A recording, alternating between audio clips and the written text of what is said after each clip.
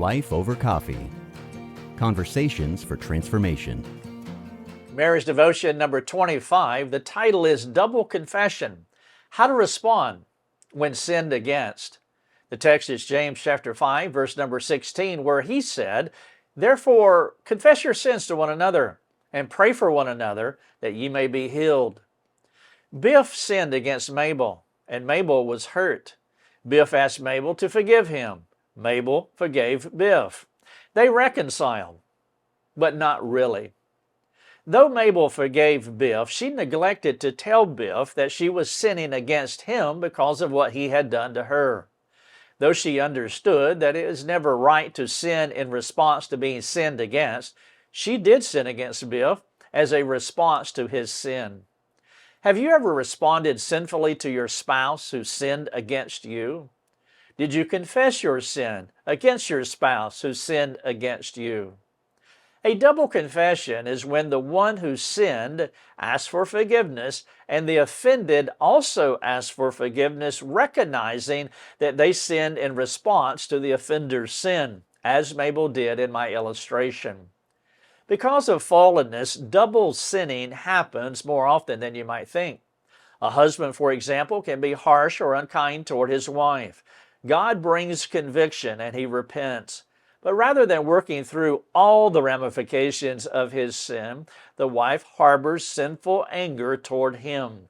He confesses, but she does not. There is no one-flesh reconciliation because the unperceived, unmentioned, and unresolved fracture in their marriage. It is unwise to dismiss or justify or ignore any sin in your one-flesh union, even if you were the offended one initially. Sin is sin regardless of who does it, and there is only one right response to its encroachments: confess, forgive, reconcile. A well-loved wife lets her husband know about her sin and seeks his forgiveness. These attitudes and actions reconcile them, which releases them to enjoy the unencumbered fullness of what a one-flesh union should be. Perhaps someone would say, "Sounds great, Rick, but what if your husband is immature?" Many wives have shared how their husbands are brutish or insensitive. They don't have the liberty to have this kind of dialogue with their husbands because of the husband's retaliations. What these wives are admitting is a legitimate fear.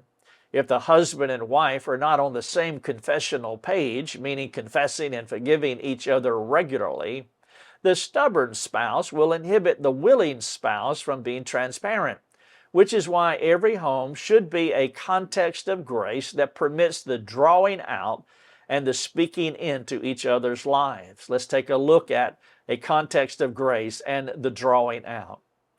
You create context of grace in your home. It releases your spouse from the fear of you by creating a context of grace. Encourage and invite your spouse to bring critique into your life. Make it easy for them to serve you in your sanctification. After they bring critique, support them and express your gratitude for their corrective care. Your spouse married you because they loved you. Respect your spouse enough to let them help you with your deficiencies. And then point number 2, drawing them out. As you perceive your spouse's sin in response to yours, humbly come alongside them with insightful questions. Never forget that the log in your eye is so much larger than the speck you are examining. The context of grace that you have created will release them to respond to your redemptive questions. For the first 5 years of our marriage, I never confessed any sin to my wife. Remarkably, it did not occur to me that my lack of confession was tearing away at our marriage. As God began to dismantle my self-righteousness and self-reliance, I began to clearly see how I was a habituated, sweep-it-under-the-rug kind of guy. My first confession was to God. My second was to my wife. And then it was time to create an environment of grace, which began by looking under the rug. Time to reflect. Question number 1, do you sin in response to your spouse's sin? Number 2, are you aware that harboring unconfessed sin can turn into bitterness and other forms of anger?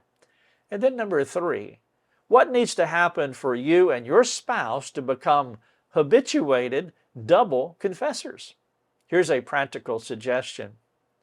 Talk to your spouse about the importance of an environment of grace in your home and how you both can work together to make it a place where everyone is free to confess their sins to each other. This is Marriage Devotion number 25.